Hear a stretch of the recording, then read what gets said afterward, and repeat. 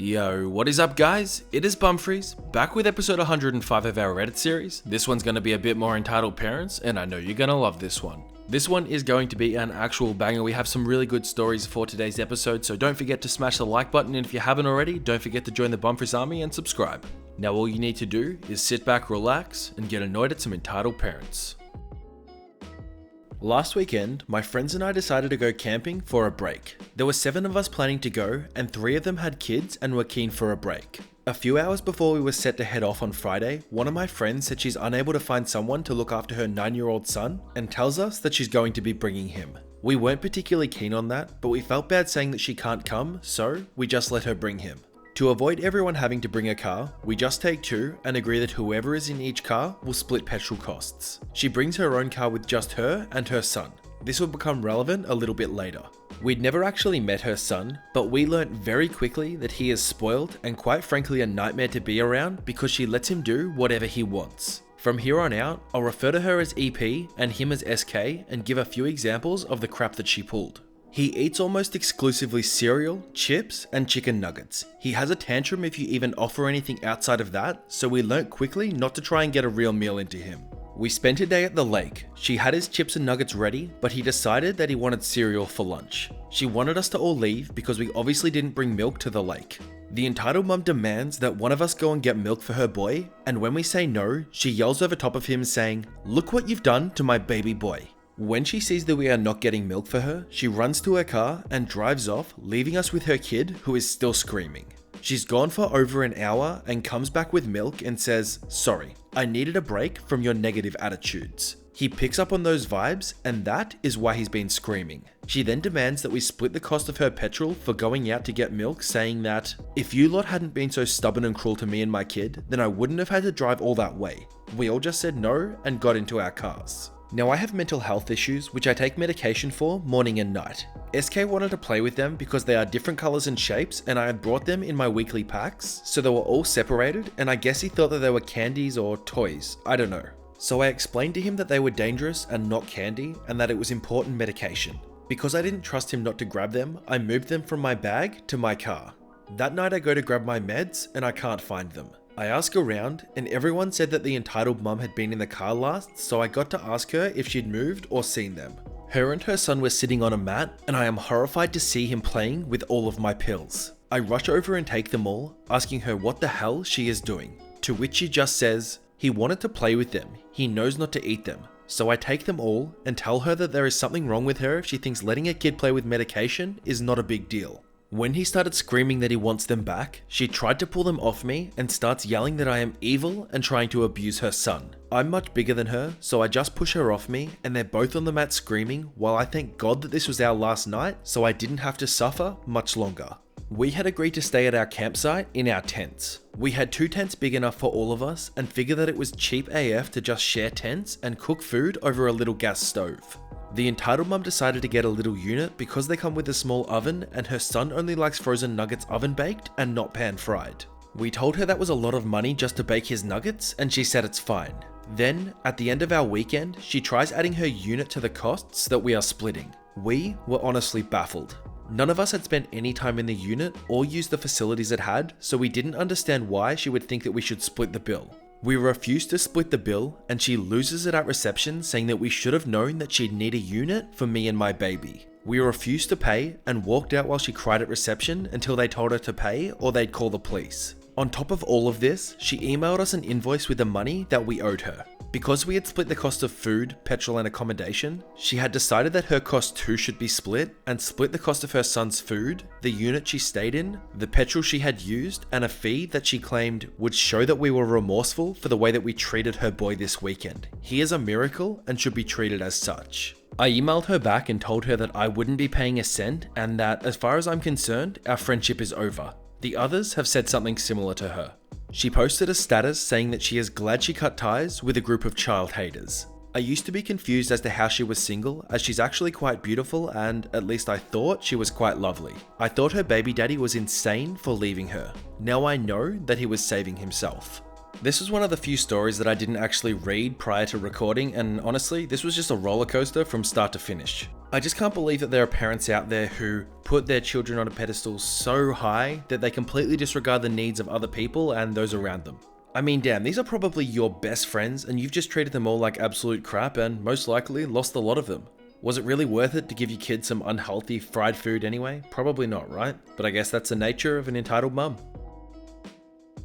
About 10 years ago, before my wife and I got married, I took her on vacation that included a few stops in Florida. She'd never been to Disney World, so I took her there for a few days. For those of you that haven't ever been to a Disney park, they have something called Fast Pass to help with the crazy long lines that the popular rides always have. In a nutshell, each morning you'd have the ability to reserve specific times that you want to ride something, like 3 rides that day. You show up at the ride at the allotted time and you enter through a special Fast Pass line.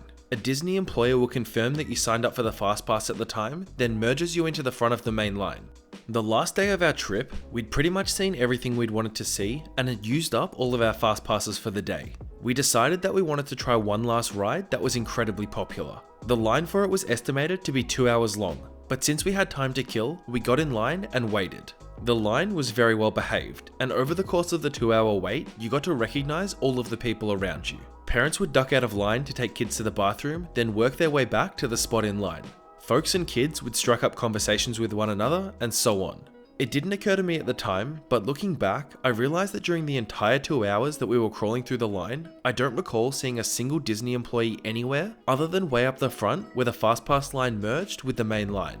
After almost 2 hours, we were finally about 5 minutes away from merging with the FastPass line and reaching the ride itself. All of a sudden, a woman tapped me on the shoulder and asked me what time it was. It was a woman that I didn't recognize at all from all of the previous 2 hours in line, and she had 2 kids about 6 and 8 years old that I didn't recognize either. She ended up directly in front of us and tried to strike up conversation a few times with both me and my wife. She also tried with the people directly in front of her. Neither my wife nor I are very confrontational, so we didn't question where she came from and just continued to wait in line.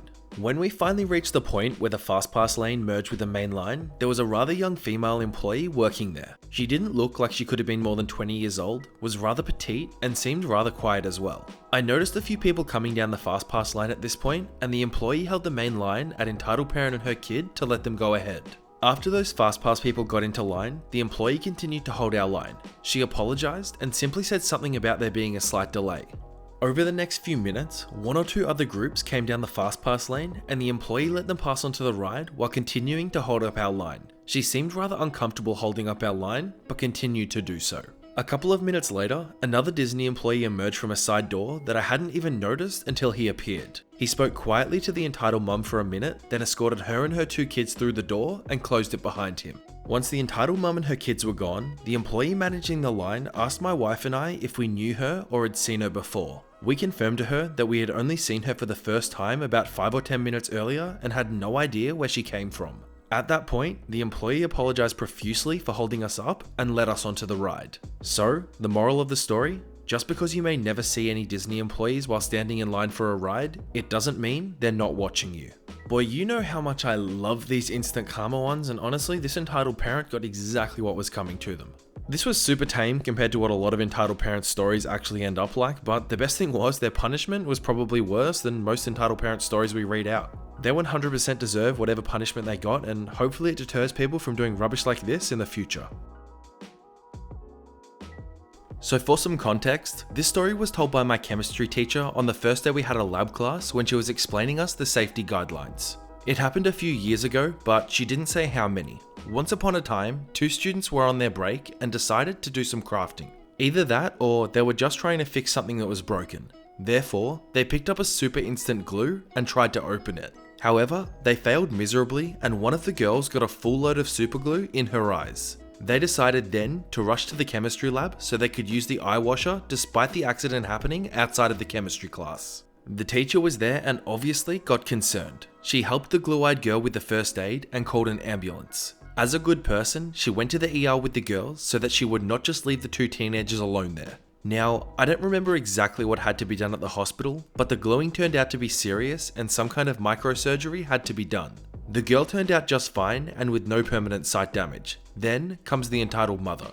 She got mad at the teacher for taking her girl to the emergency room before calling her. She said that she wouldn't have authorized the surgery and some other rubbish about it almost being vacation time and how inconvenient it would be for her daughter to spend the trip that they had booked taking care of her post-op. She didn't even think about thanking the teacher for caring for her daughter. I know, right? How dare she save her daughter's sight?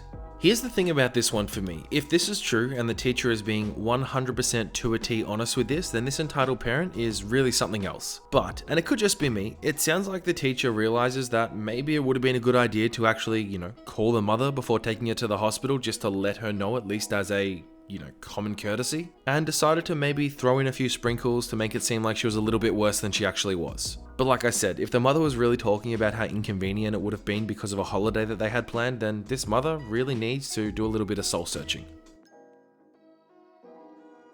My dad's dog Dennis passed away around 4 months ago. Our family was grief-stricken as we loved him deeply. Dennis was like my dad's third child, besides my stepbrother and I. A few days ago, my dad and stepmom adopted a puppy from the local shelter. I was ecstatic when I found out and went over to their place with lots of presents for the little guy. Chew toys, balls, a puppy pen, and a puppy bed. My stepbrother and his wife were also there with their 18-month-old son. She saw all of the puppy gifts and gave me a really annoyed look. I asked if she was okay, to which she replied, "Well, I just think it's a bit cruel to my child that you're parading all of these toys in front of him and haven't even got anything for him." Keep in mind that it wasn't my nephew's birthday or any other special occasion. I reminded her of this fact and she seemed shocked and said something along the lines of, "So what? He's your nephew. Doesn't he deserve better treatment than a pet? You could have gotten a few toys for him as well." So I told her, "First of all, your kid is 18 months old and is incapable of realizing that the puppy has been given a few toys. And second, just because I'm being nice to the puppy doesn't automatically mean that I'm treating your son badly." Before she could reply, I got up, said goodbye to my dad, kissed the puppy, and left. I really don't think what I did was in any way disrespectful to her family, so I just don't understand her reaction.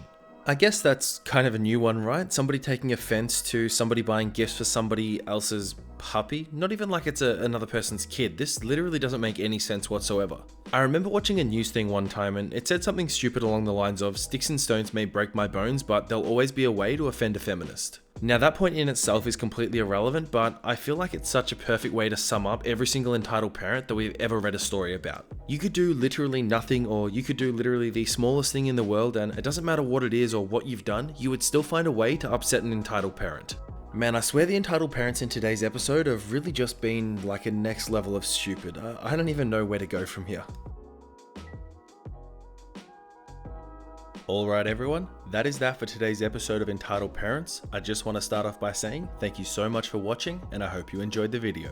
I'm just going to take a second to plug a couple of my social medias, including our Discord server. I do have a Twitter and an Instagram if you want to follow me on both of those. They are both at Bumfris, and feel free to send me a message and I'll do my best to respond. I also just want to take a second to say thank you so much for all the love lately, all of the comments, the likes, the subscribers, just the fact that you guys tune in and watch my videos every day. It really does make my day. Every single one of you is the backbone of this channel and I really cannot express how much I appreciate that. Without you guys, this channel would be nothing, and I love making these videos for you guys and I love the fact that you enjoy them. So on that note, I will wrap things up for today's episode of Entitled Parents. I just want to take a second again to say thank you so much for watching. I hope you're all having a fantastic day, and I'll see you all in the next episode of Entitled Parents. Bye.